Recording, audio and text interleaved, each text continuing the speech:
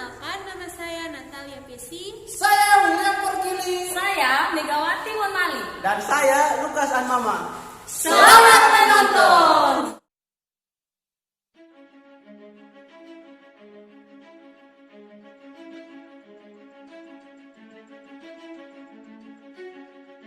Pengertian politik luar negeri.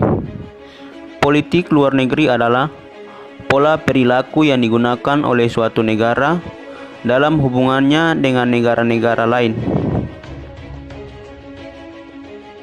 Landasan politik luar negeri Indonesia.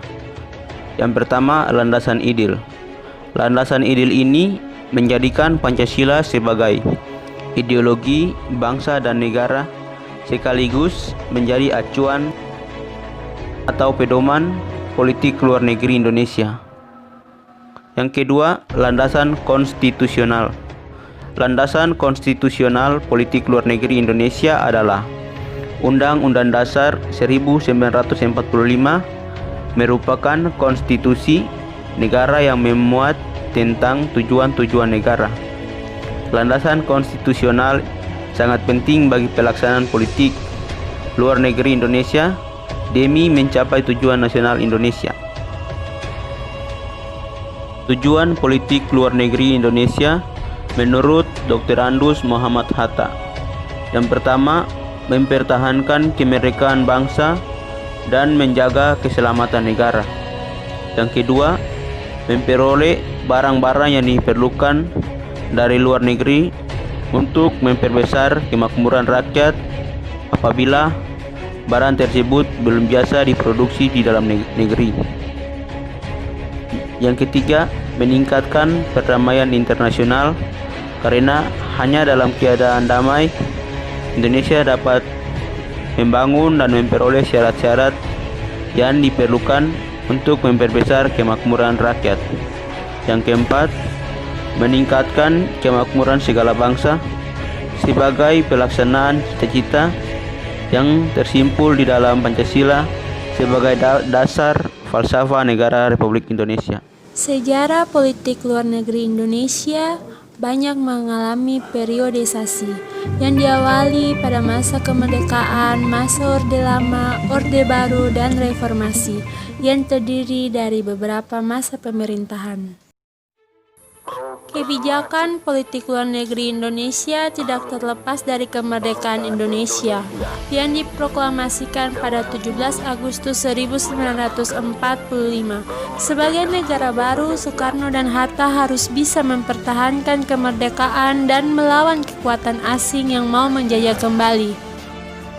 2 hari setelah kemerdekaan dibentuknya Kementerian Politik Luar Negeri Indonesia dengan Menteri Luar Negeri pertama yaitu Mr. Ahmad Subarjo, dengan tugas pertamanya yaitu mencari cara agar Indonesia mendapat pengakuan dari dunia internasional atas kedaulatan Indonesia.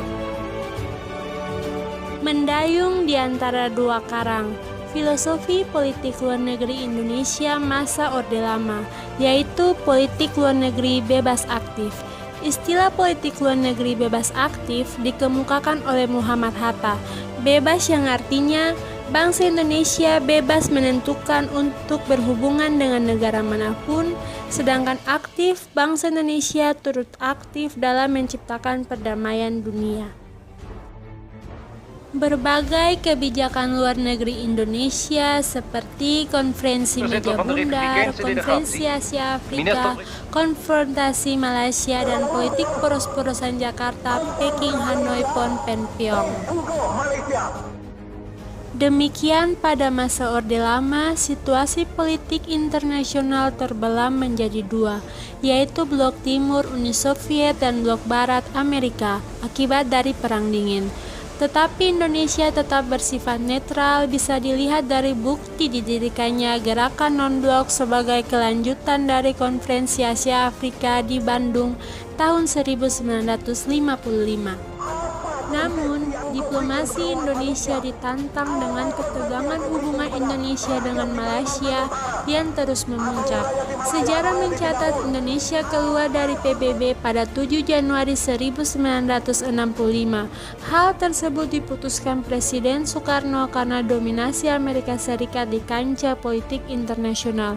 Dan pada tanggal 31 Desember 1964, Presiden Soekarno menyatakan ketidakpuasan atas pencalonan Malaysia masuk PBB. Dan hal itu yang membuat Bung Karno mengultimatumkan bahwa Indonesia akan keluar jika Malaysia diterima, karena pada masa itu Indonesia dan Malaysia sedang mengalami konflik. Masa Orde Baru. Pada masa kepemimpinan Presiden Soeharto, politik luar negeri Indonesia lebih difokuskan kepada pembangunan ekonomi dalam negeri. Tujuan utama politik luar negeri Soeharto pada awal penerapan New Order bisa dilihat dari hal-hal yang dilakukan oleh Presiden Soeharto, yaitu seperti 1. Indonesia segera menghentikan konfrontasi dengan Malaysia. Upaya mengakhiri konfrontasi terhadap Malaysia dilakukan agar Indonesia mendapatkan kembali kepercayaan dari negara barat. Yang kedua, Indonesia kembali bergabung dengan Perserikatan Bangsa-Bangsa atau PBB. Yang ketiga, pembentukan ASEAN. Indonesia memainkan peranan utama dalam pembentukan organisasi ASEAN pada tanggal 31 Juli 1961. Yang keempat, normalisasi hubungan Indonesia dengan Republik Rakyat Cina yang beku selama 2 dekade akibat dari peristiwa G30S PKI. Dan yang terakhir yaitu membina hubungan bilateral dengan Jepang. Dalam periode ini juga Indonesia menjadi sensitif terhadap sorotan negara barat atas praktik HAM di Indonesia, khususnya masalah Timur. Sejak saat itu berakhirnya masa pemerintahan Presiden Soeharto. Masa reformasi. Politik luar negeri Indonesia pada masa reformasi dipimpin pertama oleh Badarudin Yusuf Habibie tahun 1998 sampai 1999. Pemerintah Habibie disibukkan dengan usaha memperbaiki citra Indonesia di kancah internasional yang sempat terpuruk sebagai dampak krisis ekonomi dari akhir era Orde Baru dan kerusuhan pasca jajak pendapat di Timur Timur, yaitu mencegah tensi politik dengan Australia yang lebih melihat masalah Timur Timur dan lepasnya Timur Timur menjadi negara Timor Leste. Lewat usaha kerasnya, Presiden Habibie berhasil menarik simpati dari Dana Moneter Internasional atau IMF dan Bank Dunia atau World Bank untuk mencairkan program bantuan untuk mengatasi krisis ekonomi. Di era Habibie, kepentingan nasional dalam dunia diplomasi lebih merujuk ke upaya pemulihan ekonomi.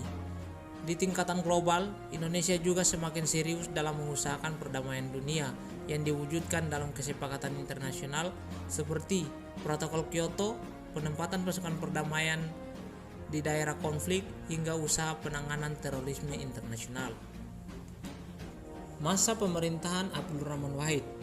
Masa pemerintahan Presiden Abdul Rahman Wahid atau yang dikenal dengan Gus Dur merupakan Presiden Indonesia yang pertama mampu menghabiskan 23 dari 40 hari pertamanya untuk tur keliling dunia.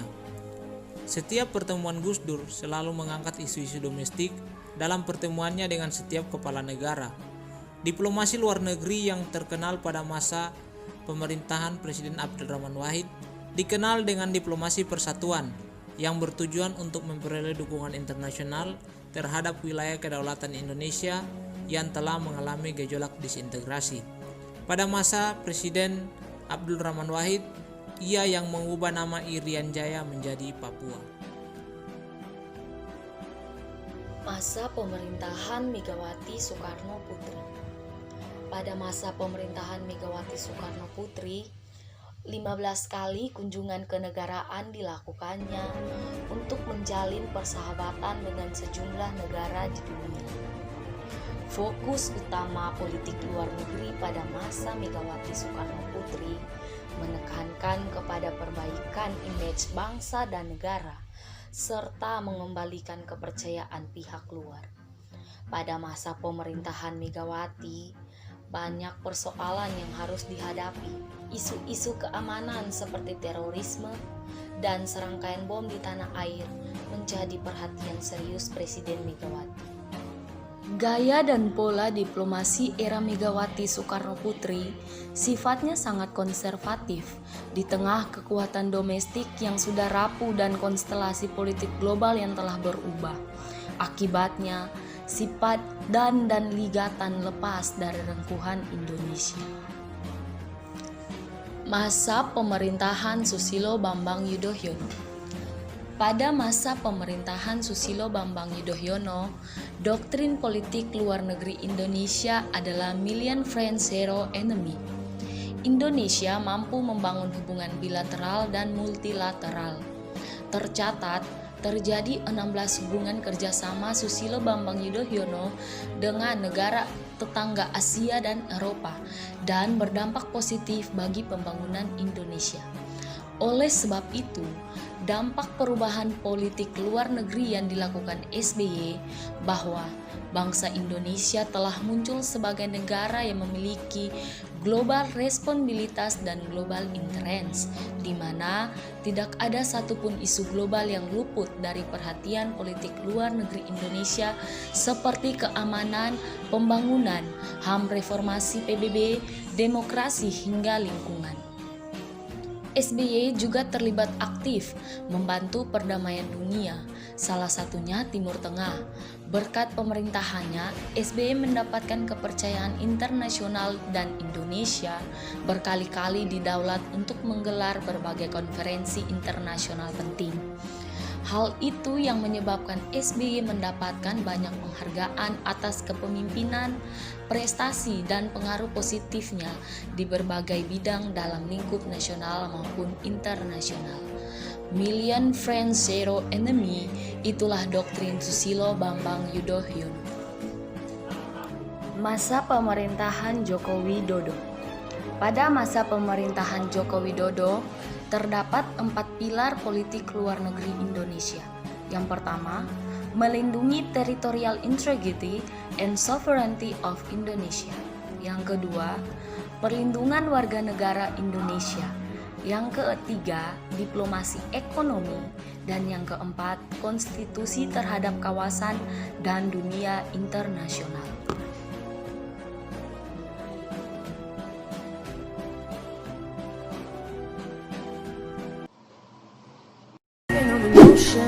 Smoking and inhaling every moment. It was reckless and we owned it. I can feel it in your eyes.